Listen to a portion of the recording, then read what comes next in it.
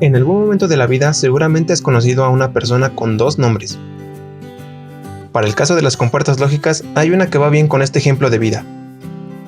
La OR exclusiva, porque puede llamarse como XOR o XOR, aunque para colmo todas se refieren a lo mismo.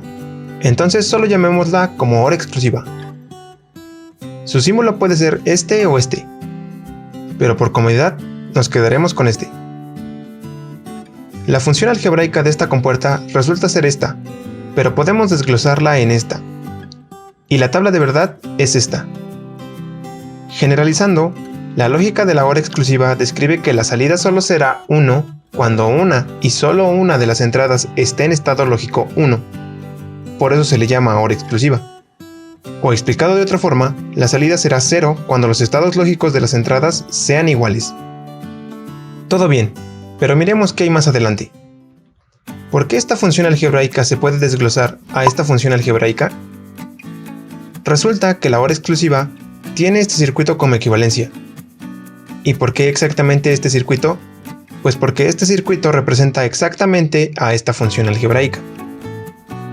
Si te das cuenta, la función algebraica describe una suma de dos multiplicaciones de dos entradas y en cada multiplicación una entrada es negada.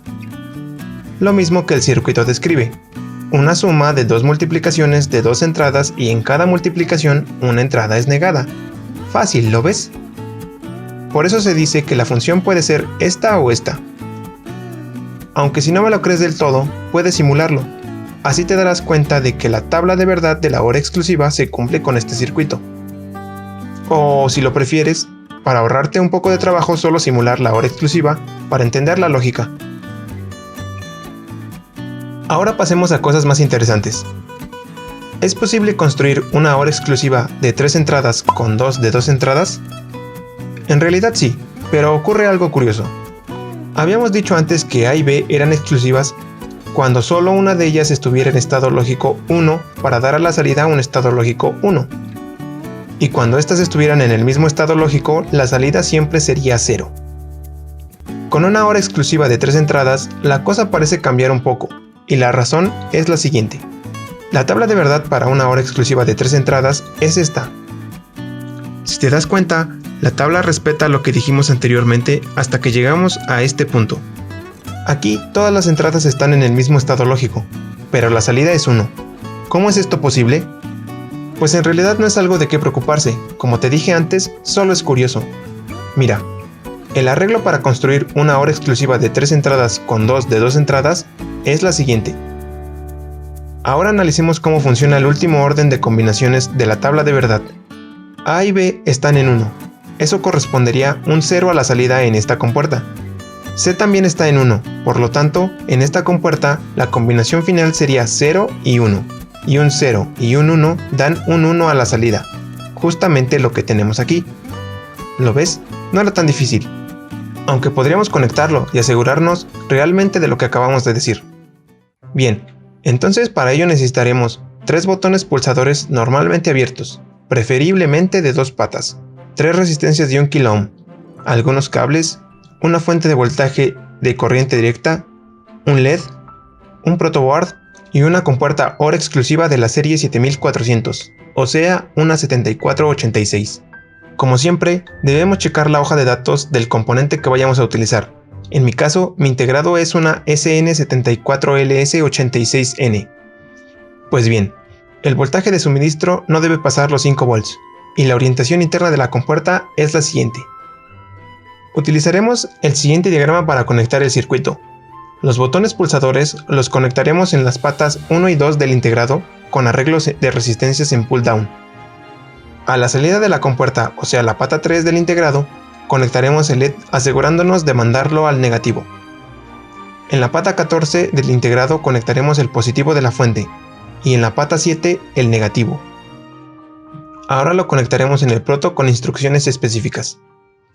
Con el número 1 del proto empezando por la derecha, conectaremos el integrado en las filas E y F, desde la línea 10 hasta la 16, con la media luna orientada a la izquierda.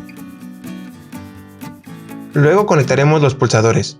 Uno lo conectaremos en la fila E en las líneas 64 y 62, y el otro en la misma fila, pero en las líneas 60 y 58. Posteriormente conectaremos las resistencias. Con una de ellas conectaremos una pata en la fila A en la línea 62 y la otra pata en el lado negativo del proto.